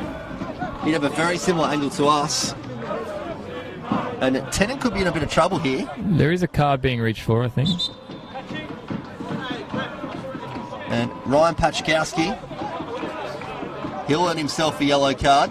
And so will Tennant from Hume City. I think Tennant very, very lucky there to not attract another colour out of the pocket. I think there might have been another shade coming, maybe just a couple more down the colour wheel if maybe the fourth official had the same angle that we did, but interesting exchange. I can tell you now, Chris Taylor and all his assistants, they're up in arms saying, what are you watching?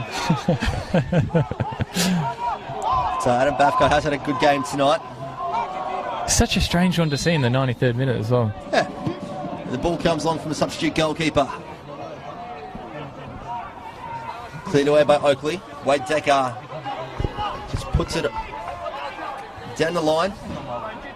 And Harry White will just sell this out and it will be a Hume City throw-in. Not too long left in this elimination final.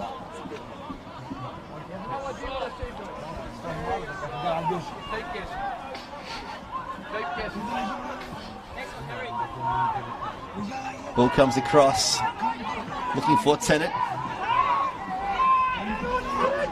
He'll put the ball in to the penalty spot. He'll find the head of George Howard, but it will go out for a corner. Somehow it's taken a deflection. The Oakleigh players not too happy at all with that call.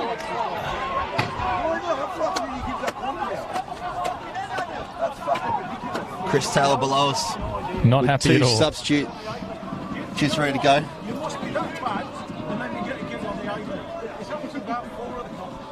Ball comes into the back post.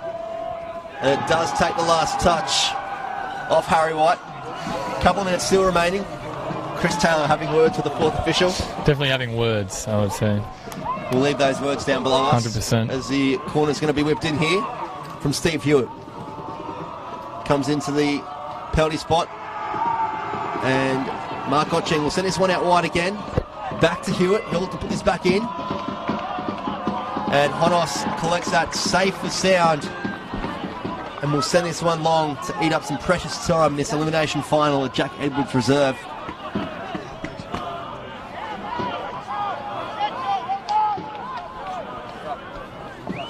Six minutes of stoppage time has been played. We will see a substitution here for the Oakleigh Cannons.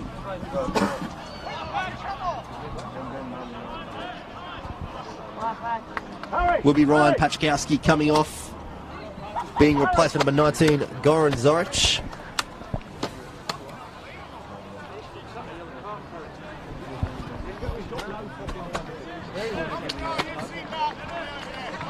And the first substitution is done for Oakleigh. We will see a second one. It will be number 99, Milos Luic, coming on, replacing number 16, Harry White. I think he's these remaining moments put in a really the final. Really good stint tonight, Harry White. I think he deserves the small amount of applause he's receiving from the Oakleigh fans. He's been involved in a lot of lead-up play, not so much in danger of getting on the score sheet.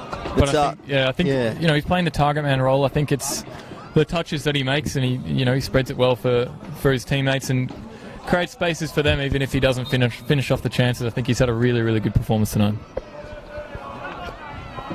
And the time remaining is left in the hands of Adam Bavka as Oakleigh try and hold it up, and it will be a corner on that far hand side. You'd imagine one of the last passages of play. It's definitely getting on, and I think Oakleigh, they are going to take all the time they need with this one and really milk it out, and I think credit to them. I think they've put in a really good show tonight, and the 2 goals they did pick up either side of half time there. And there it is. And that is full time here in the 2019 NPL Victoria Settle Final Series Elimination Final. Oakleigh Cannons have defeated Hume City 2-0 at Jack Edwards Reserve. Ed Gooden, your final thoughts on tonight's match? Really fascinating game, Bryce. I think Oakleigh deserved winners. I think Hume, we saw the potential they had, and I think the season that they had as well, it was definitely a success. Not quite finding their rhythm tonight, maybe finding that crucial pass, but credit to Oakleigh where they picked up those 2 goals and they picked up the result to move on to the semi-final. Well, that is the end of Hume City's NPL Victoria campaign for 2019. They have, of course, got their FFA Cup quarter-final coming up in a couple of Tuesdays' time at ABD Stadium against the Central Coast Mariners. Get all the information about that game from the Hume City Facebook. But, of course, next week we've got Oakleigh Cannons. They will be taking on Avondale at Adventure Park 3 o'clock next Saturday. And that also means that Heidelberg United will be taking on the Bentley Greens in a very juicy clash at Port Melbourne next Saturday night, 6 o'clock. 2 very interesting games to decide our 2019 grand finalists. I think juicy might be extremely accurate there, Bryce. I think Heidelberg and Bentley, I think I saw a game that they played earlier in the year, and it was a really fun one to watch, both playing really tidy football, and Oakleigh versus Avondale. We know the success that Oakleigh's had in the final stretch of the season. We know the less so success for Avondale as they've maybe had a disappointing end, but maybe they'll definitely be keen to maybe recoup things in the final series. Yeah, don't forget you can get your tickets for the Sentinel Final Series Grand Final happening at Amy Park Sunday, September 15 from 1 p.m. The promotion relegation playoff, the NPL Women's Grand Final, and of course the Sentinel Grand Final, NPL Victoria. Big game, it's a couple of weeks away. We're looking forward to it. Ticketek.com.au for tickets to that one. Get around that line because it's going to be a great day. Ed, thank you very much for joining me tonight on the coverage. And next week we do look forward to having you join us for the 2 semi-finals to find out who will be playing on the big day in a couple of weeks' time at Amy Park.